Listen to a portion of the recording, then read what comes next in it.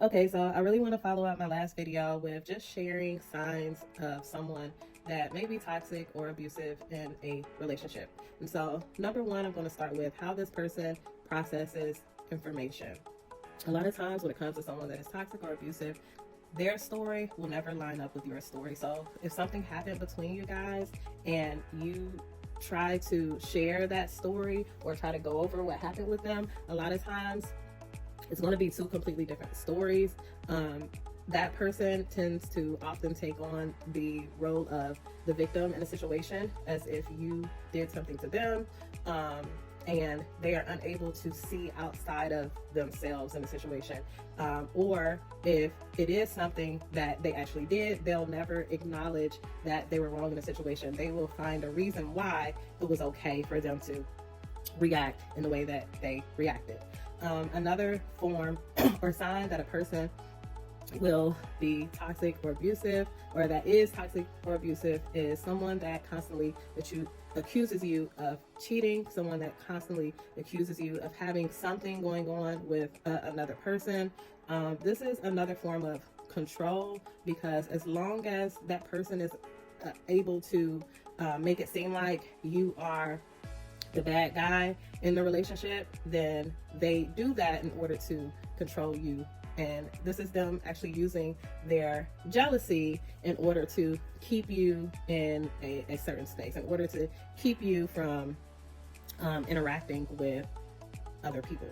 It's a really isolating thing, because a person that is genuine and really cares about their partner, they're going to remember the time where the person thought that they had something going on with somebody else, and so they're going to be extra cautious when it comes to interacting with people because of how their partner has accused them in the past, which is very isolating. Another form of abuse is gaslighting. Anytime someone can tell you what you experience is not really what you experience, and you know for a fact that that is what you're experiencing with them, or if you can share with them how you feel about certain things and they tell you no, no, no, that's not real, or you just made it up, um, that is a form of abuse. And the reason why gaslighting is so bad is because it sends you in a state of delusion. You're always second guessing yourself.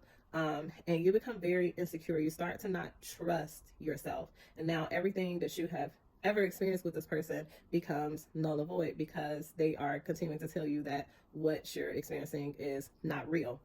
Another form of abuse, or a sign that someone is going to be abusive, is when they suddenly become emotionally distant and cold.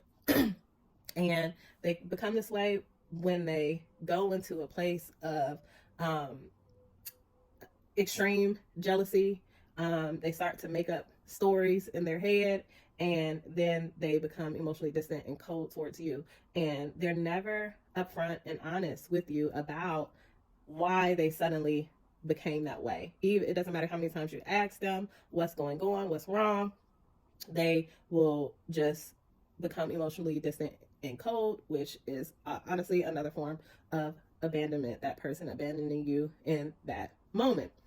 And so, what happens after that person becomes emotionally distant and cold is often a really big argument that follows that. And in that argument, you're going to hear every single delusion that they came up with, every single thing that they made up in that moment, that they felt like you slighted them, you did something to them, or you did something that felt like they couldn't trust you, whatever.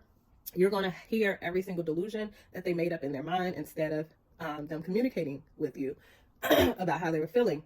And then within that argument, you often become the villain in that situation, because the entire time that this person has sat in their emotional distance and being cold, they have just made up a lot of stories that they have committed themselves to. So you don't even have the opportunity to address what it is that they're really feeling, because they have already made up their mind that this is what is going on, this is what's happening, and now I'm going to confront you about it, and you're again going to be the villain in this situation.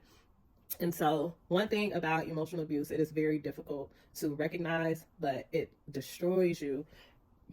Excuse me, it destroys you internally. And so your confidence becomes low, you start to lose your self-esteem, You become very insecure. You're not able to trust yourself. And it makes it difficult for you to really be able to effectively communicate with anybody because you don't know you don't know how to gauge what you're actually feeling because you've had to second guess yourself so much. So I hope that these are things that you can think about. I hope that sharing these things actually helps you to recognize emotional abuse a lot better. These are things that I have personally experienced in my relationships, and I wasn't fully able to process them within the relationship because of just the ongoing emotional abuse that was happening. It wasn't until after the relationship was over where I was finally able to experience my feelings, my thoughts, see clearly what was actually happening in that relationship, and I had to go through the process of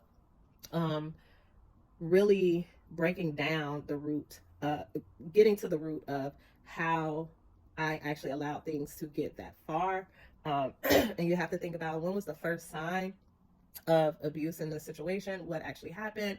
But it is important to go through that entire process once finally releasing yourself from a relationship, and to forgive yourself for staying so long, for not recognizing what was happening, for developing an attachment to this person. It is a whole just healing journey that you have to go through in order to successfully